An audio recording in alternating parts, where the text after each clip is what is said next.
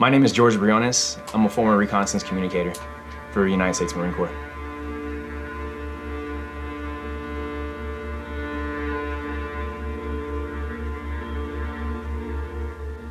I grew up in San Antonio, Texas, and it wasn't your normal childhood. The childhood that I grew up in was a very toxic one. From abuse in terms of sexual abuse, to emotional abuse, to drug abuse. Almost didn't finish high school.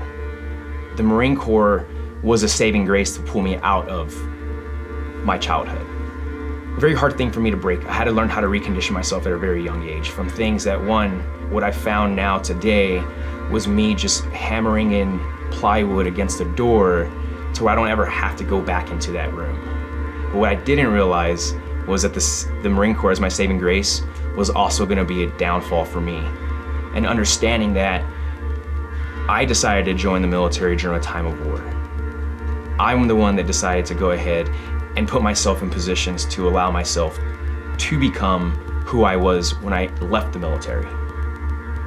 Originally by trade, I was an 0621, which is a communicator, a radio operator. And as I was coming into graduating, I remember his Staff Sergeant Green, he was like, who wants to go recon? No idea what recon was, no idea what special operations was in the military. All I knew was like the Marine Corps was the top of the top, and that was what I wanted to do. I didn't know I was gonna go to war and do the things that I did do. My first deployment to Iraq, it was literally patrols in a vehicle. It was hide sites, it was, just doing surveillance. It was doing all those things. And we didn't get in very much contact. There was none actually at all. I hadn't seen combat until my second deployment, realistically. Going into my second deployment, I automatically had the thought process, oh, it's gonna be like my last one. But as we're starting to go over there, and you start hearing how 3rd Recon Battalion got ambushed and lost dudes, and then hearing, what's happening to some of the other foreign country military guys that were out there becoming combat ineffective fighting the Taliban. The energy in the air when you land in Afghanistan becomes very, very eerie. I'm getting ready to insert in 10 days with a 120-pound pack on my back, full fucking kit, side zappies, everything. And all we've done is a fucking area recon. And all you know is like, hey, the area you're going into is the fucking hornet's nest of the Taliban. All right, I guess we're really in it now. That's when it made me realize that the only way to survive this was to disconnect myself from my emotions. We ended up staying out there for almost 60 days, living out of houses, fighting the Taliban, patrolling at nighttime, fighting during the day, patrolling at nighttime. And you learn that there was no real break, because if you took a rest at the time and moment, you potentially could be killed. 3 different sounds of gunfire. The one that whizzes above your head, it wasn't for you. And the one that just pops off somewhere else, it's not for you. The one that snaps by your ear, you know it's for you. It changes you. We just did a big change out, sitting there, eating an MRE. We hear rounds going off, boom, boom, boom. All you hear is, and see your buddy go, Murray went down. Someone go over there. Corpsmen start running over there. Albright's on the radio, it's like, hey, yeah, he did this. And I'm sitting there like, what the fuck just happened? And all of a sudden you see pure chaos. And one of those things is, and it gives me goosebumps every time, whenever we walk out at nighttime on patrols, you hear the Taliban over ICOM chatter counting you out as you're sitting down conducting SEALs. Am I gonna go ahead and come back from this patrol and be able to go to sleep? It really didn't hit me of what I was doing until I started writing my own obituary. At the age of 21, having to write your own obituary, like that does something to you. Like, and I believe that was my first step in kind of losing my humanity, but it's what was needed at that time and moment to survive a deployment that we did. There was gonna be some kind of ripple effect, however long it has happened. And it wasn't just because of the military. After I got back from my 2010 deployment, I lost 5 individuals super close to me. My step-grandma passed away. An EOD guy who was operating with us just got killed by stepping on an IED. Your grandfather's passing away. And then a year later, your grandma's passing away. My best friend who I grew up with in my childhood is no longer with us. And before my deployment, my dad died. So I was already going into this deployment so, I guess you could say, desensitized. I experienced so much death so much hate and evil. When you sit back and look at it and actually realize those things, it takes a piece of you. But at the same time, is that I really loved what I did. But we also did some really bad things out there. And when you still think about those things today, it can eat you up inside, especially if you haven't reattached your humanity to yourself. We lose when we leave the military. We become afraid to make entry into our own soul because we've been taught to constantly move, turn off these emotions, to go ahead and stay alive. When we get out of the military, every step you take is an unknown. And it's the same exact thing in life. Every step we take is an unknown. I started having brothers take their lives. Justin Nolan just took his life. Appletini just took his life. Johnson just took his life. Gino just took his life.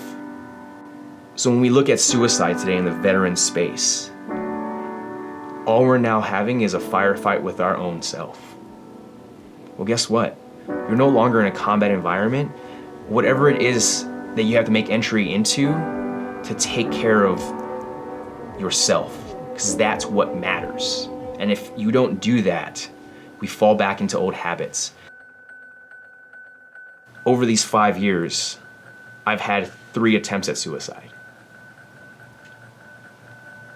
Being able to put a fucking weapon up to your head in a studio by yourself and a bottle of Jack Daniels, and to look over at your dog and see him staring at you. That gave me hope. Unclocked it, put it down, went outside. Cool, what's next? I gotta figure out how to continue living. I couldn't look at myself eye to eye and look at myself. It's taken me almost 8 years because the demons were just pounding so hard. Boom. But as you start looking at yourself in the mirror and you start really believing in yourself and looking at those things, it doesn't mean those habits go away. But what I realized was I recognized that you have life to live, and you get taught a skill set to be an asset in a team. Why don't you carry some of those skill sets that you learn in the military out into real life to go ahead and keep you alive? And I can honestly sit here and say that I have truly learned to trust myself, but it hasn't been done in an individual effort.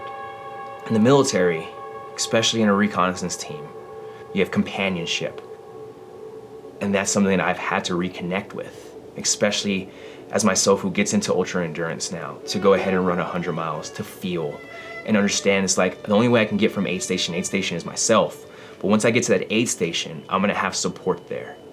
You have the support structure there to go ahead and allow you to conversate and allow you to bring the sadness, the anger, the frustration, the happiness, the love, whatever it is that you had inside there, and share it and have those conversations.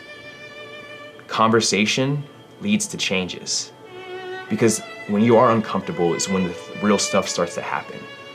The support network you need is individuals who are gonna offer you love, compassion, and empathy. Because when you're in a team, that's what you developed. You might have not realized it, but that's what you developed. And that's what I've found here with Keegan, Michael, Mark, individuals that are in this space, Brandon, Vince, individuals who also have made a big impact on me, but they have offered and shown me what true love, empathy, and compassion has been, and has allowed me to go ahead and put a breacher charge on those doors to make entry into it solo. And when I come out of it, there is love, compassion, empathy for who I am. As an individual, not as the Marine or whatever else, no, as who I am. To understand that that's part of my life, and it's gonna be something part of my life forever. And it's taken me 10 years to find that team again.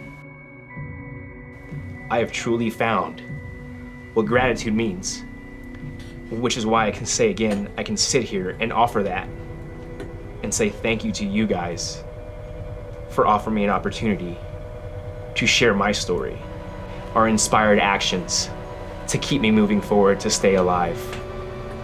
And I just want to go ahead and let every veteran else who's gonna watch this know you're not alone. And if you need to sit and talk, reach out to anybody and talk. But make sure that that individual you talk to brings love, compassion, and empathy. And if you don't have no one, reach out to me, please. I've done it for a lot of individuals, and I will continue to do that for as long as I can fucking breathe. Because I truly believe, as I've connected back to my soul, that's what I'm here to do. And I believe this. What I heal within myself, I heal within the world. So thank you.